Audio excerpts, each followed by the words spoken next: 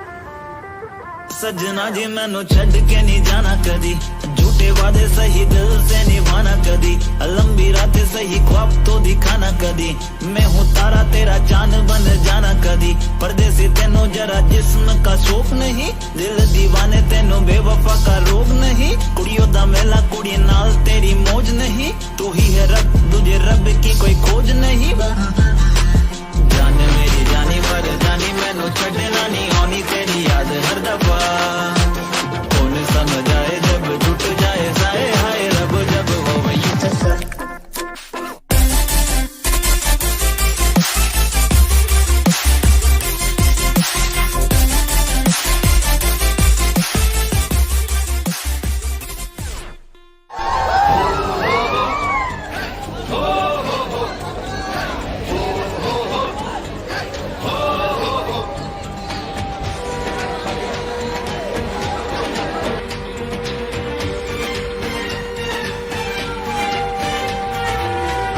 আহিছে হিমন্ত আহিছে আশাৰে বতৰা লৈ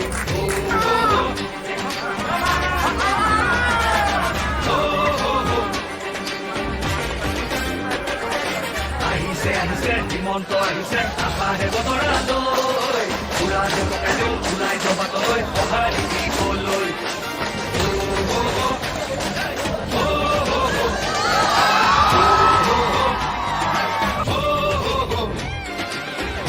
তুলিব বিজেপি আহিব বান্ধু বটঙালী ঘূৰিব লাগিব বচাব লাগিব আমাৰ সংস্কৃতি আহিছে হিমন্ত আহিছে আশাৰে বতৰা লৈ উৰা যে পকাই দিওঁ ওলাই জবাতলৈ সঁহাৰি দিবলৈ মামাক চুই চাবলৈ গামোচা পিন্ধাবলৈ আছিল দুৰন্ত হেঁপাহ দেৱা দিয়া আহিছে বাটে পথে ঘূৰিছে চাইকেলখন লৈ ওলা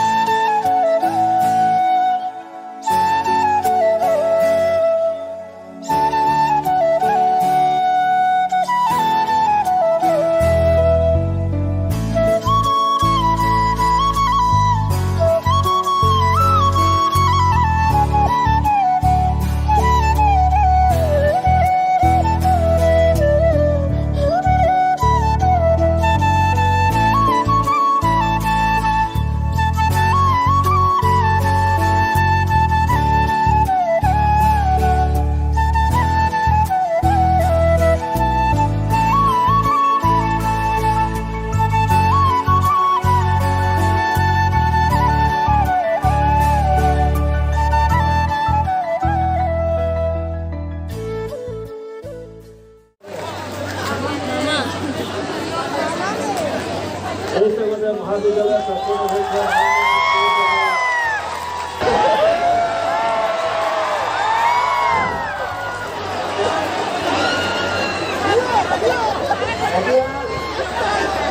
আমাৰ মাননীয় মুখ্যমন্ত্ৰী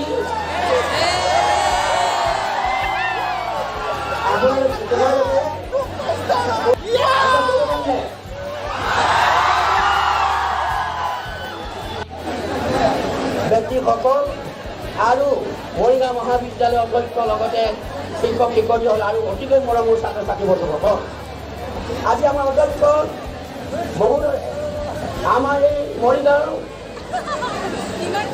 মহাবিদ্যালয়ৰ কাৰণে যিমানবোৰ সমস্যা আছে সেই সমস্যাবিলাক অৱগত কৰিছে আৰু ইতিমধ্যে তেখেতৰ আমাৰ ছাত্ৰ ছাত্ৰীসকলে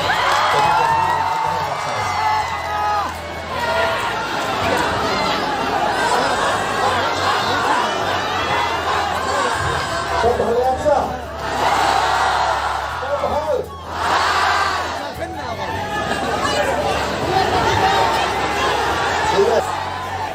আচ্ছা বুলেট কৰিলে ছোৱালীবিলাকে স্কুটি পাবনে নাই স্কুটিৰ দাম কিমান আৰু বুলেটৰ দাম কিমান কেনেকৈ হ'ব লয় কেনেকৈ বেছি পাব স্কুটিৰ দামত কি পায়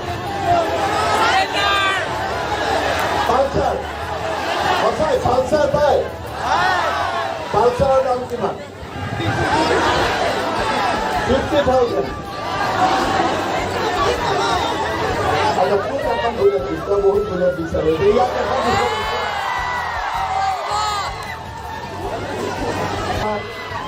মৰিগাঁও মহাবিদ্যালয়ৰ সন্মানীয় অধ্যক্ষ ডক্টৰ নীলাকান্ত বৰঠাকুৰ ডাঙৰীয়া যিজন মহান ব্যক্তিৰ উদ্দেশ্যে আমি ইয়াত সমবেত হৈছোঁ শ্ৰী নৰেন্দ্ৰনাথ কেওট ডাঙৰীয়া সন্মানীয় মন্ত্ৰী পীযুষ হাজৰিকা ডাঙৰীয়া সন্মানীয় বিধায়ক ৰমাকান্ত দেউৰী ডাঙৰীয়া বিত্ত বিভাগৰ সঞ্চালক হেমন্ত কুমাৰ দেউৰী ডাঙৰীয়া মৰিগাঁৱৰ এগৰাকী অত্যন্ত সন্মানৰ ব্যক্তি নৰেন্দ্ৰনাথ কেওটদেৱৰ নামত মৰিগাঁও মহাবিদ্যালয়ৰ যি বিজ্ঞান ভৱন উৎসৰ্গিত হ'ল আৰু সেই কাম কৰাৰ বাবে মোক যি সুবিধা প্ৰদান কৰিলে তাৰ বাবে মই মৰিগাঁও মহাবিদ্যালয় কৰ্তৃপক্ষক ধন্যবাদ আৰু কৃতজ্ঞতা জনাইছোঁ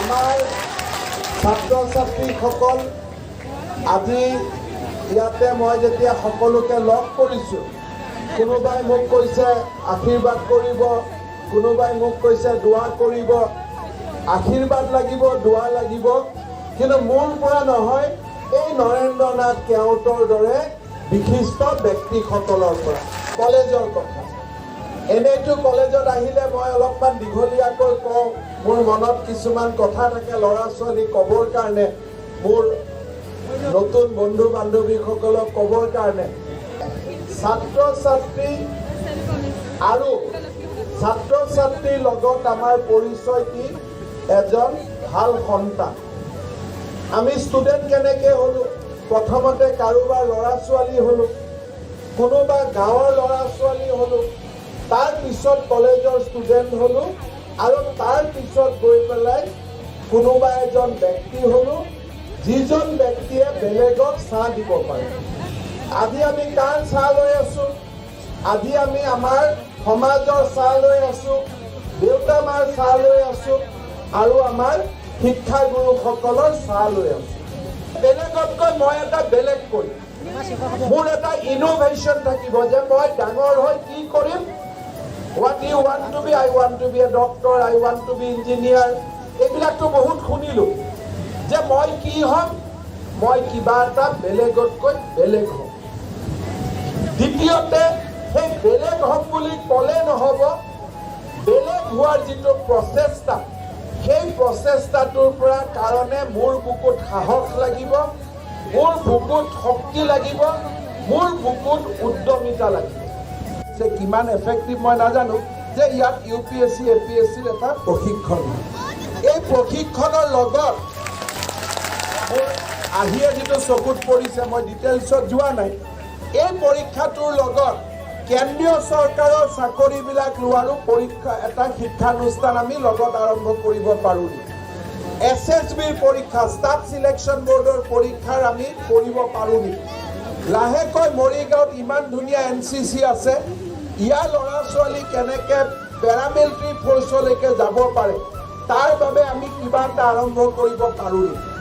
অৰ্থাৎ মেইন এডুকেশ্যনৰ লগত ভকেশ্যনেল এডুকেশ্যন স্কিল এডুকেশ্যন আৰু যি কেন্দ্ৰীয় চৰকাৰৰ চাকৰিৰ কাৰণে প্ৰয়োজনীয় শিক্ষা যিটো কোৰ এডুকেশ্যন বুলি কয় এই গোটেইবিলাক আমি সমাহিত কৰিব পাৰোঁ শিক্ষাত পৰিৱৰ্তন হ'ব লাগিব মানসিকতাত পৰিৱৰ্তন হ'ব লাগিব শিক্ষা আৰু মানসিকতাৰ লগে লগে আমাৰ ল'ৰা ছোৱালীসকলৰ এটা মনটোত উদ্যমতা আৰু সাহস আহিব লাগিব মই আমাৰ ল'ৰা ছোৱালীসকলক দুই তিনিটা কথা কম আমি যেতিয়া চিকৰ খালে মোটামুটি 45 বছৰত অৰেল কেঞ্চাৰ হৈ যাব যদি অৰেল কেঞ্চাৰ 45-50 হৈ যায় মোৰ ল'ৰা ছোৱালীক জন্ম দিয়াৰ পিছতে যেতিয়া দেউতাকৰ মৃত্যু হ'ব ল'ৰা ছোৱালীটো কেনেকৈ ডাঙৰ হ'ব তাক মই সংসাৰলৈকে কিয় আনিলোঁ গতিকে বুদ্ধিমানৰ কাম এইটো নাখালে হয়তো নাখালেওতো চলি থাকিব আৰুতো বহুত কাম কৰিব পৰা আছে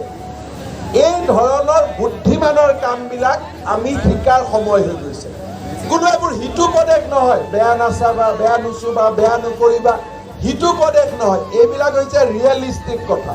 যিটোৰ পৰা মোৰ ক্ষতি হ'ব তাৰ পৰা মই দূৰত থাকিম, যিটোৰ পৰা মোৰ ক্ষতি নহয় তাত আমি জবৰদস্তি লাগি থাকিম, কোনো প্ৰব্লেম নাই, কোনো প্ৰব্লেম নাই। ছোৱালী এজনীৰ লগত কলেজত আহিলোঁ, 2 মিনিট ভাল কথা বতৰা পাতিলোঁ, তাৰ পৰা মোৰ বডিত কোনো ক্ষতি নহয়। ছোৱালীজনীয়ে ল'ৰা এজনৰ লগত 2 মিনিট কথা পাতিলে তাৰ পৰা কোনো ক্ষতি নহয়। কিন্তু যদি মই মদ আৰু চিগাৰেট খাব যাওঁ সেইটো মোৰ ক্ষতি। গতিকে হাৰ্মলেছ কাম আমি কৰিব লাগে, হাৰ্মফুল কাম আমি কৰিব নালাগে। আৰু মই ল'ৰা ছোৱালীৰ কথাটো ক'লোঁ যেতিয়া চবতে লিমিট এটা থাকিব না, লিমিটটোতো ক্ৰছ নহ'ব, হয়নে নহয়? গতিকে তাতো আমি লিমিটটো লৈয়ে চলিব লাগিব। চবে কয় যে শিৱৰাত্ৰিত কয় শিৱই ভাং খাইছিল আমিও ভাং খাম, ভাল কথা। কিন্তু শিৱই যে বিষ খাইছিল আমি বিষ খাব পাৰোঁ নেকি? আমিতো নোৱাৰোঁ। গতিকে শিৱ হোৱাৰ আগতে শিৱৰ গুণটো গাত থাকিব লাগিব। যদি শিৱৰ মতে ভাং খাইছ, শিৱৰ মতে বিহু খা, বোলে সেইটো নোৱাৰোঁ, তেতিয়াহ'লে আধা কিয় এক্টিং কৰ? এক্টিং কৰ যদি পুৰা এক্টিং কৰ। আমাৰ মানুহৰ গণ্ডগোল এইটো, কৃষ্ণই 16,000 বিয়া কৰাইছিল, গতিকে ময়ো বিয়া কৰিব পাৰোঁ। আচ্ছা, কৃষ্ণই যে ইমান ধুনীয়াকৈ বাঁহীটো বজাব পাৰিছিল, তই পাৰ? বোলে নোৱাৰোঁ। কৃষ্ণই যে এনেকৈ সুদৰ্শন চক্ৰটো মাৰি চবৰ ওপৰত ডমিনেট কৰিব পাৰে, তই গাঁৱৰ কাষৰ ল'ৰা এটাকে বগৰাব পাৰ? বোলে মই নোৱাৰোঁ। আচলটোত চকু পৰিলে, বাকী গুণখিনিত চকু নপৰিলে। এইটোৱে হৈছে আমাৰ প্ৰব্লেম। যদি কাৰোবাক কপি কৰোঁ, পুৰা কপি কৰিম। তেওঁৰ বেয়াখিনি বা যিখিনি অলপ মানুহে কণ্ট্ৰভাৰ্চিয়েল বুলি ক'ব, সেইখিনি কপি কৰিম। আৰু যিটো তেওঁৰ আটাইতকৈ মহান গুণ, সেইখিনিক আমি কপি নকৰিম। এইটো কেনেকৈ? ল'ৰা ছোৱালীবিলাকে আহোঁতে মোক ইয়াতে কমাৰ্চ ষ্ট্ৰীমৰ কথা কৈছে, হয়নে? যে কমাৰ্চ ষ্ট্ৰীমটো দিব লাগে। কমাৰ্চ ষ্ট্ৰীমটো দিয়াত মোৰ আপত্তি নাই, কিন্তু অধ্যক্ষ মহোদয় এটা চিন্তা কৰিব লাগিব। মই যিটো বুজিছোঁ কমাৰ্চ ষ্ট্ৰীমটো ইয়াত ভেঞ্চাৰ হিচাপে চলি আছে। চৰকাৰে যেতিয়া পোষ্ট দিব, পোষ্টবিলাক নতুনকৈ এডভাৰটাইজ কৰিব লাগিব। পুৰণা ফেকাল্টিখিনিয়ে পায় নাপায় এইটো গভৰ্ণিং বডিৰ ওপৰত ডিপেণ্ড কৰিব, কাৰণ আজিকালি এপইণ্টমেণ্টটো মেৰিট মতে হ'ব। সেই সমস্যাখিনি যদি আপোনালোকৰ নাই, মোক লিখি দিলে 6 মাহৰ ভিতৰত আপোনালোকৰ কমাৰ্চ ষ্ট্ৰীম আমি দি দিম। দ্বিতীয়তে, আজি আমাৰ কেওট ছাৰৰ নামত ইমান ধুনীয়া এটা বিল্ডিং আপোনালোকে নামাকৰণ কৰিছে। বিল্ডিংটো ধুনীয়াকৈ সজাই পৰাই লেপ টেপ গোটেইখিনি বনাবৰ কাৰণে মই 1 কোটি টকা ৰাজ্য চৰকাৰৰ পৰা ঘোষণা কৰিছোঁ। খুব ভাল কৰি, যিহেতু ছাৰৰ নামত দিছে, কামটো ভাল হ'ব লাগিব। সেইকাৰণে খুব ধুনীয়াকৈ বনাই দিব, যাতে সকলোৱে গৌৰৱ অনুভৱ কৰিব পাৰে যে হয় এটা সুন্দৰ কাম এটা হ'ল। ঠিক আছে? অহা এপ্ৰিল মাহৰ ভিতৰত স্কুটাৰ মটৰচাইকেলৰো ডিচিশ্যন হৈ যাব। কলেজৰ পৰা অহা যোৱা কৰিবৰ কাৰণে অকণমান হ'লেও ল'ৰা ছোৱালীবিলাকক পকেট খৰচ এটা দিয়াৰ কথা এটা, যাতে অহা বছৰৰ পৰা স্কুলৰ কিতাপ, কলেজৰ কিতাপ, গোটেই কথাবিলাক আমি ধুনীয়া কৰি ল'ম, যাতে দুখীয়া ল'ৰা ছোৱালীবিলাকে পঢ়াৰ ক্ষেত্ৰত কোনো কষ্ট পাব নালাগে। আৰু অসমখনক কেনেকৈ আগুৱাই লৈ যাব পাৰোঁ, বেলেগতকৈ বেলেগ কৰাৰ এটা প্ৰতিযোগিতাৰ মনোভাৱ আমি কেনেকৈ নিৰ্মাণ কৰিব পাৰোঁ, মই কোৱা কথাবিলাক। ঠিক আছে? বহুত বহুত ধন্যবাদ।